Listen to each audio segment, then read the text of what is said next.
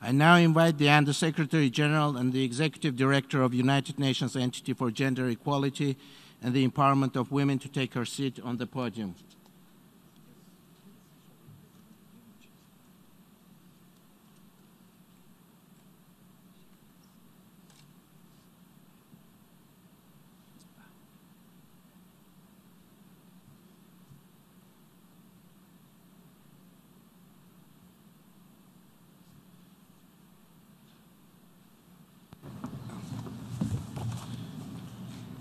Chair of the Commission of Status of Women, Secretary General of the United Nations, President of the Economic and Social Council, colleagues, ladies and gentlemen, permanent representatives, youth representatives, civil society, and the colleagues who are following the proceedings at home. This was always going to be a different CSW because this is a special year for gender equality.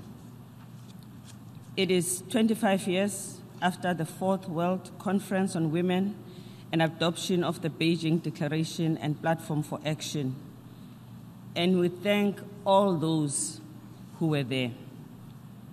We salute the many women and men too, who have been implementing the Platform for Action. We also thank them for their efforts. We thank the human rights defenders, the activists, midwives, scientists, young feminists, politicians, and rural women for their work. We recognize the foresight and enlightenment of the member states who adopted such a comprehensive agenda for gender equality. And for the United Nations, this was the greatest contribution for the advancement of human rights and women's rights. Excellencies, we all share the disappointment that the moment to commemorate and review this historic platform for action coincides with the outbreak of the novel coronavirus.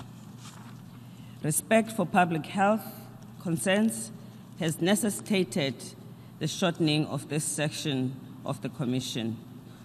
We all regret the absence of the many voices that were used to hearing and being enriched by. We are considering how to ensure that those who are not here today in the halls of influence and decision-making will, at some future point, join these reflections when it is safe to do so. I know that the CSW Bureau is looking at a suitable opportunity to do this with delegates from capitals and the broad civil society networks. This challenge has also inspired us to make efforts to use new technology to connect virtually at this time when we cannot travel internationally. At least we hope that also contributes to the environment. We also look forward to the adoption of the draft political declaration which reaffirms the Beijing Platform for Action and the adoption of the Commission's next multi-year program of work. 2020 has to be the year where change is intensified. In addition to the 25th anniversary of the Beijing Platform for Action, this year marks 20 years of implementing Security Council Resolution 1325 on women, peace, and security. It is also UN Women's 10th birthday and the start of the decade of action. During this time, we will be working hard to achieve the aspirations of the 2030 Agenda for Sustainable Development with the support of a variety of stakeholders we continue to mobilize. These anniversaries all commemorate an excellent global commitments and an excellent normative dispensation. But we are also challenged because implementation is not as advanced. Women are radically impatient for action that improves their lives. They see the progress made, but also that it is accompanied by pushback and erosion of gains. They see that the scale and pace of change has not been what it should be. Younger women do not want to go through the experiences of their elders. The elders are tired of waiting. The Commission has before it the findings of the Milestone Secretary General's report, the review and appraisal of the implementation of the Beijing Declaration and Platform for Action, and the outcomes of the 23rd Special Session of the General Assembly. The Secretary General's report provides rich evidence and insights to guide the accelerated action that is being mandated. I hope we have also been able to see this shorter version of the Secretary General's report that is data-rich, which was launched on International Women's Day. The Secretary General's report further provides the conclusions and recommendations that puts us in a position to move ahead. It is a solid foundation of evidence that can help accelerate change as long as we have the political will. It tells replicable stories of determined innovation by countries across diverse regions. The report draws on 170 national reports and the contributions of hundreds of civil society and youth organizations to both national and regional reviews, as well as the latest available global data. I thank everyone who contributed to this rich process. The positive findings in the report gives us good news to celebrate. The changing of laws in 131 countries, which enacted 274 legal and regulatory reforms in critical areas. The 1 billion fewer people who are living in poverty. The 140 member states who have strengthened a legislation that enforce laws to combat violence against women, as against a handful in 1995. Nearly 18 countries introduced legislated gender quotas, distinctly raising women's participation in parliaments. 30% of women elected in the countries with quotas against 19% in countries that do not have quotas. Girls' leadership has been supported because of the profiling of the challenges faced by the girl child and the encouragement of girl children to become leaders. We have just seen one just now. Girls are leading in many areas, and in particular as climate activists. More women and governments are also supporting the end of early and forced marriage as well as FGM, which is gradually and progressively declining. But their acceleration is also very important because the change, even though gradual, it is still very slow. More girls are at school than ever before. Rwanda and Ethiopia's fast progress in the provision of access to family planning in Africa has shown that it can be done against a trend of very low access in Africa, which is detrimental to development. Strengthening women's sexual and reproductive rights and health is also critical, and we have seen that where young women know their rights, we have seen the decline of teenage pregnancy. In 1995, only Sweden provided paternity leave. By 2015, this has grown to 94 countries. 2 countries in Latin America, Uruguay and Chile, have extensive childcare provision, which also helps in supporting the participation of women in the labor force. These encouraging elements show us of the proven solutions on how their benefits are interconnected. What is needed is the resolve to bring those solutions to those who have not yet benefited from the progress. Those who are being left behind, those whose rights are denied and violated with flagrant impunity. Every solution has to have resources behind it. In Beijing, we had a comprehensive agenda approved, but there were no resources allocated to implement it. We do not want to repeat that mistake. Across the board, a percentage of development resources devoted specifically to gender equality remains on average less than 5%. In 80% of countries with data, there are national plans to achieve gender equality, some of them very strong and very good, and that is part of the legacy of the Beijing Platform for Action. But only 1/3 of those plans are costed and resourced. It is vital that we address this gap. It is no surprise, therefore, that the gains of development that I've just listed have not been shared equally. Conflict and humanitarian crises have become more complex and protracted, exposing women and girls to increasing levels of poverty and instability and violence. The escalating environmental crisis is projected to destroy many of the development gains to date, affecting the poorest and most marginalized women.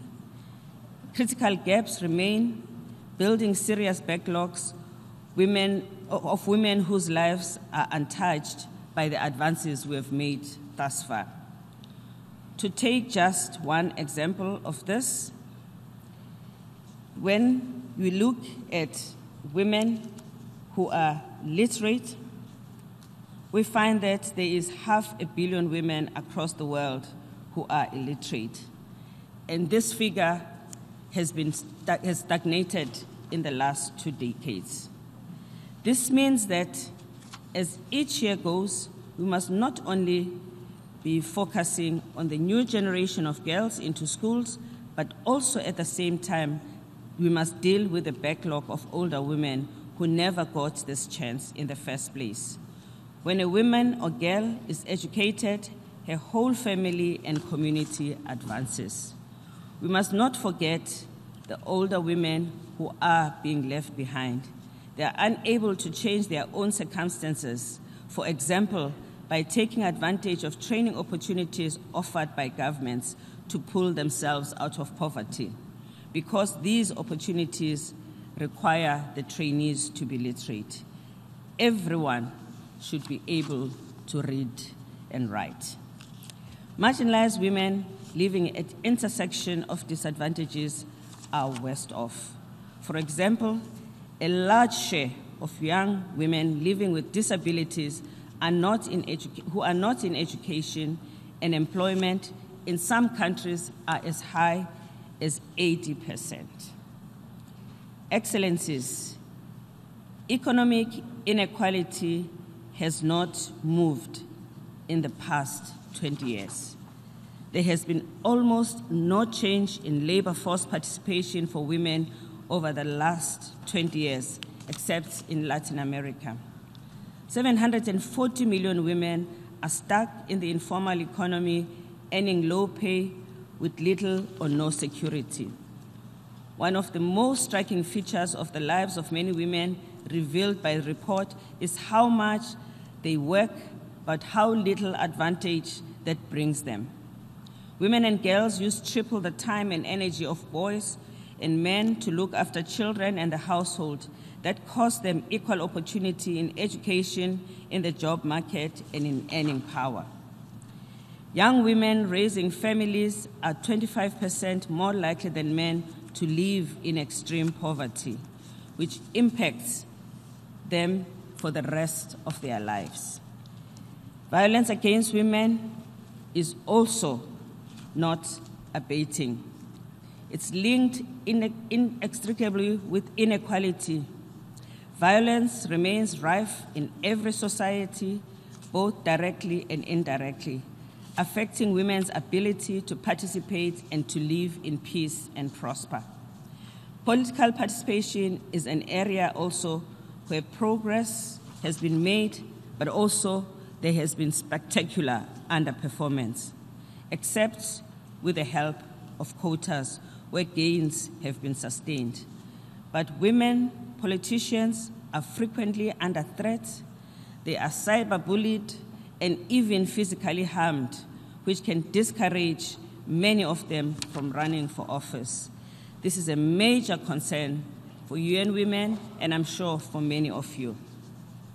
Science and innovation and women are also presenting a challenge. Women are underrepresented in this area.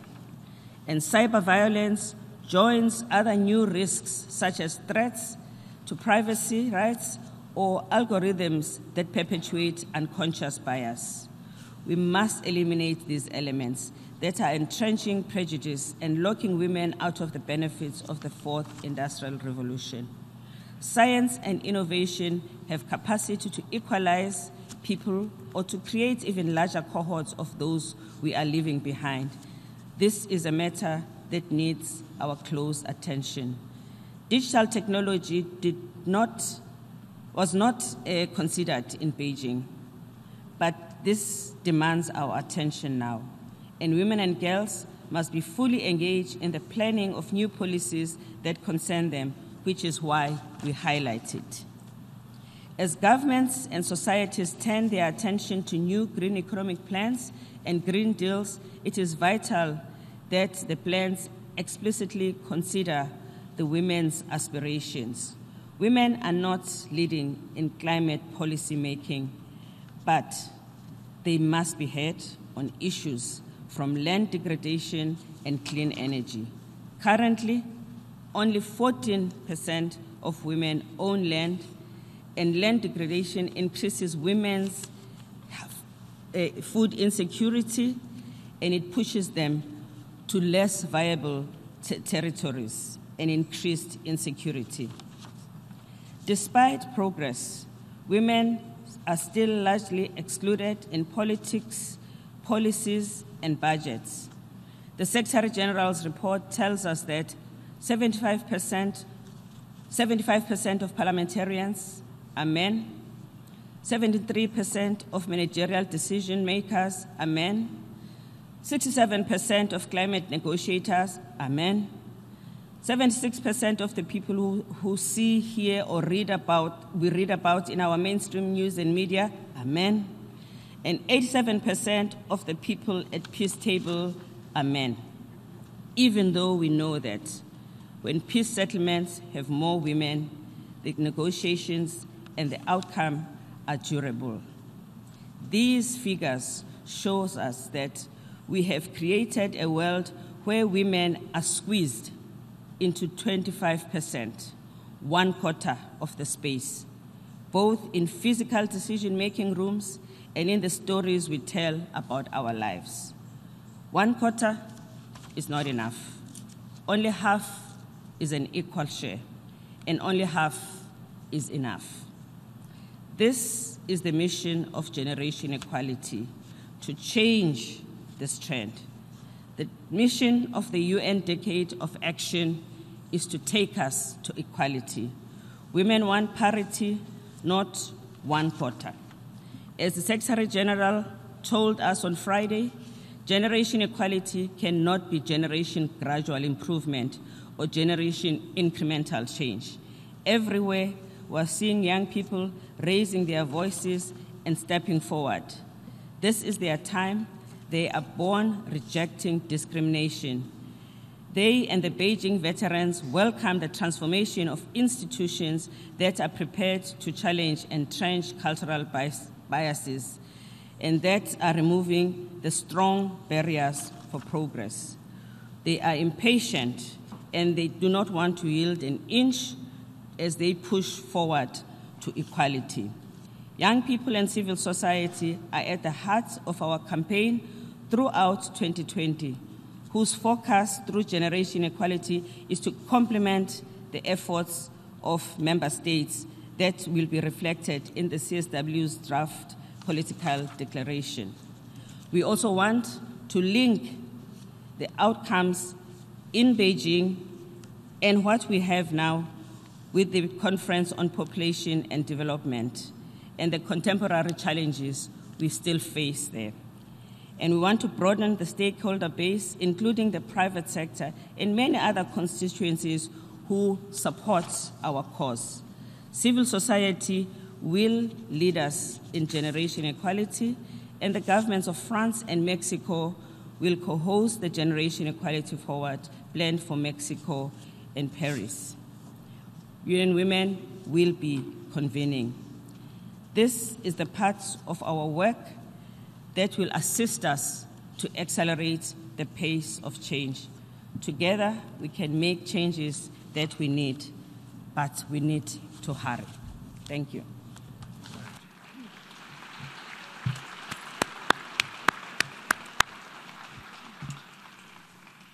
I thank the Executive Director of the United Nations Entity for Gender Equality and the Empowerment of Women for her statement and for the introduction of the Secretary General's reports.